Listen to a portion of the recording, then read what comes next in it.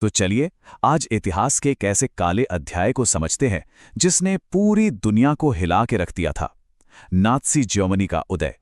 ये सिर्फ कुछ तारीखों और घटनाओं की कहानी नहीं है, बल्कि ये समझने की कोशिश है कि कैसे एक पूरा देश, एक पूरी कौम नफरत और बर्बादी के रास्ते पर चल पड़ी। हम इस कहानी की शुरुआत कर रहे हैं कुछ ऐसे शब्दों से जो अंदर तक हिला देते हैं। ये शब्द एक नात्सी डॉक्टर ने 1945 में कहे थे, और इन शब्दों में उस दौर का पूरा डर, पूरा अपराध बोध झलकता है जब नात्सी शासन खत्म हो रहा था।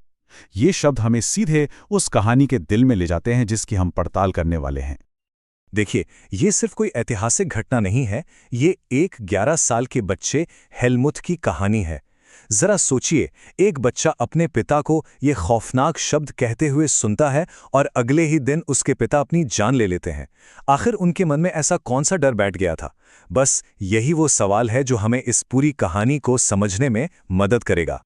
तो सवाल यही उठता है कि इस पिता के डर की असली वजह क्या थी? एक पूरा देश जो अपनी संस्कृति और अपनी तरक्की पर इतना गर्व करता था, वो नैतिक रूप से इतने निचले स्तर पर कैसे पहुंच गया? तो ये सिर्फ इतिहास का एक पाठ नहीं है, ये एक तरह की जांच है जिसमें हम सब मिलकर उन वजहों की तह तक जाएंगे जिन्होंने इस तबाही को जन्म दिया। हमारी कहानी शुरू होती है पहले विश्व युद्ध की राख से।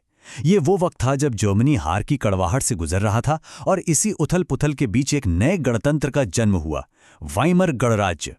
लेकिन सवाल ये था कि क्या ये गणतंत्र उम्मीद की कोई नई किरण था या फिर आने वाले किसी बड़े तूफान का संकेत?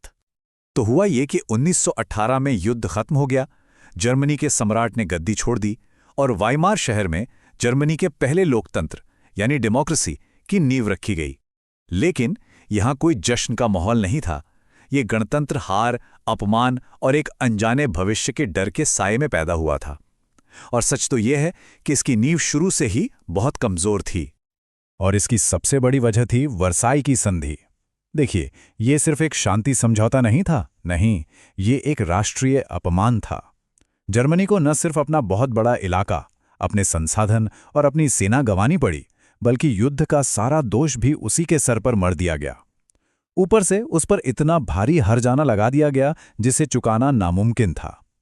इस संधि ने जर्मन लोगों के मन में गुस्सा और बदले की एक ऐसी आग जला दी जिसने नए गणतंत्र को अंदर से खोखला कर दिया। और जानते हैं, इस नए गणतंत्र को जिन्होंने बनाया था, जो इसके समर्थक थे, उन्हें ही नवंबर के अपराधी कहकर बदनाम किया जाने लगा। जो पुराने राजशाही के समर्थक थे, जो कट्टर राष्ट्रवादी थे, वो ये मानने को तैयारी नहीं थे कि जर्मनी युद्ध हारा है। उन्होंने एक झूठ फैलाना शुरू कर दिया कि जर्मनी को तो अपनों ने ही पीठ में छुरा घोंपा है और इसका जिम्मेदार इस नए लोकतंत्र को ठहराया। बस इस तरह ये गणतंत्र शुरू होने से पहले ही अपने ही लोगों की नजरों में गुनहगार बन गया। तो एक तरफ तो था राष्ट्रीय अपमान का बोझ और दूसरी तरफ देश के अंदर राजनीतिक उथल-पुथल। अब हम वाइमर गणराज्य के उस दौर में जा रहे हैं जो आर्थिक संकट, अराजकता और गहरी निराशा से भरा हुआ था। और यही वो माहौल था जिसने हिटलर जैसे कट्टरपंथी नेताओं के लिए सत्ता तक पहुंचने का रास्ता बिल्कुल साफ कर दिया। इस संकट को समझने के लिए हमें हाइपर इन्फ्लेशन नाम की इस चीज को समझना होगा। देखिए, ये सिर्फ महंगाई नहीं थी, ये एक ऐसी हालत थी जब पैसे की कीमत कागज के टुकड़ों से ज्यादा कुछ नहीं रह गई थी। हुआ ये कि सरकार ने युद्ध का हर्जाना चुकाने के लिए बिना सोचे समझे नोट छापने शुरू कर दिए। इसका नतीजा, जर्मन करेंसी मार्क की वैल्यू बिल्कुल खत्म हो गई। जरा इस आंकड़े की भयावहता की कल्पना कीजिए। दिसंबर 1923 आते आते एक अमेरिकी डॉलर की कीमत लगभग 9 करोड़ 88 लाख मार्क हो गई थी और ये खरबों तक पहुंच गई। इसका मतलब ये था कि लोगों को एक ब्रेड खरीदने के लिए भी ठेलों में नोट भरकर ले जाना पड़ता था। सोचिए, जिन लोगों ने अपनी पूरी जिंदगी की बचत की थी, उनकी सारी जमा पूंजी रातों रात खाक हो गई। ये एक आर्थिक सुनामी थी जिसने पूरे मिडिल क्लास को बर्बाद कर दिया। और जब लग रहा था कि जर्मनी शायद इस संकट से उभर जाएगा, तभी 1929 में अमेरिका में वॉल स्ट्रीट क्रैश हो गया और इस वैश्विक महामंदी ने पूरी दुनिया को अपनी चपेट में ले लिया। जर्मनी, जो अमेरिकी कर्जों पर बहुत निर्भर था, उस पर इसका सबसे बुरा असर पड़ा। फैक्ट्रियां बंद होने लगी, 60 लाख लोग बेरोजगार हो गए और लोगों की जो थोड़ी बहुत बचत बची थी वो भी खत्म हो गई। चारों तरफ सिर्फ और सिर्फ निराशा और हताशा का माहौल था। और ये ग्राफ, ये ग्राफ सब कुछ साफ साफ दिखाता है। ये बताता है कि देश के आर्थिक संकट और नात्सी पार्टी के उदय में सीधा कनेक्शन था। 1928 में जब हालात थोड़े ठीक थे, नात्सियों को सिर्फ 2.6% वोट मिले थे। लेकिन 1932 तक, जब महामंदी अपने चरम पर थी, नात्सी पार्टी 37% वोटों के साथ जर्मनी की सबसे बड़ी पार्टी बन गई। सीधी सी बात है, जैसे जैसे लोगों की मुसीबतें बढ़ी, वो हिटलर जैसे नेताओं के कट्टरपंथी वादों की तरफ खिंचते चले गए। इसी निराशा और हताशा के माहौल में एक आदमी ने खुद को जर्मनी के मसीहा के तौर पर पेश किया। अब हम देखेंगे कि कैसे एडोल्फ हिटलर और उसकी नात्सी पार्टी ने इस संकट का पूरा फायदा उठाया, सत्ता पर कब्जा किया और जर्मनी को एक तानाशाही के अंधेरे कुएं में धकेल दिया। हिटलर एक बहुत जबरदस्त वक्ता था और उसने लोगों से ठीक वही वादे किए जो वो सुनना चाहते थे। उसने एक मजबूत राष्ट्र बनाने का वादा किया, वर्साई संधि के अपमान का बदला लेने का वादा किया, जर्मन लोगों का खोया हुआ सम्मान वापस दिलाने का वादा किया और हर किसी को रोजगार देने का वादा किया। उसने लोगों की दुखती रग को पकड़ लिया था और उन्हें एक ऐसे सुनहरे भविष्य का सपना दिखाया जिसमें जर्मनी फिर से दुनिया की एक महान शक्ति बनेगा। देखिए, ये सिर्फ राजनीति नहीं थी, ये एक मनोवैज्ञानिक खेल था।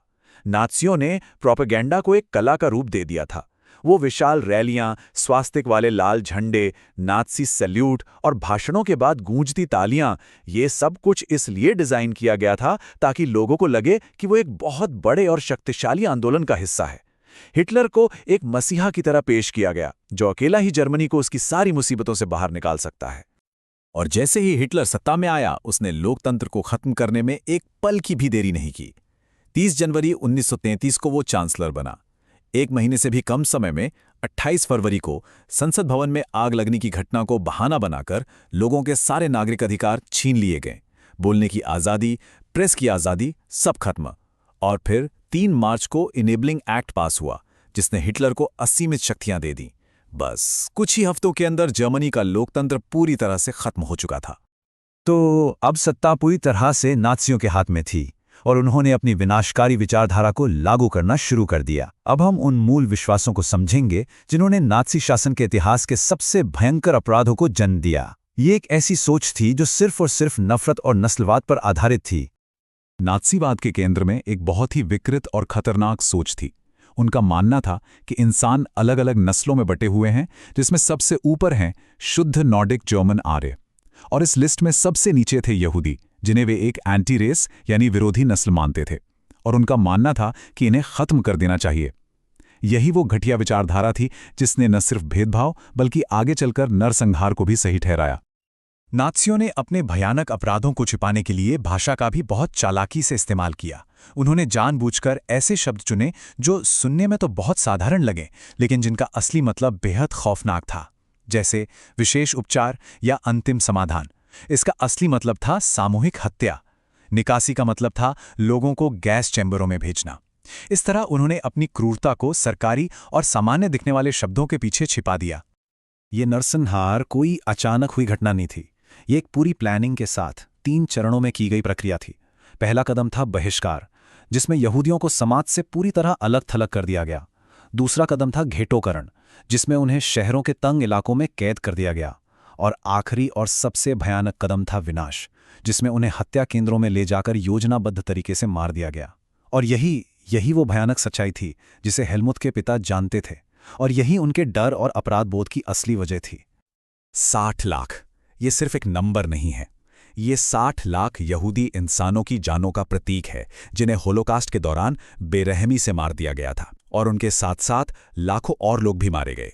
जिप्सी, पोलैंड के नागरिक, राजनीतिक विरोधी और विकलांग लोग। ये नात्सी शासन की वजह से हुए उस अपार मानवीय नुकसान का प्रतीक है।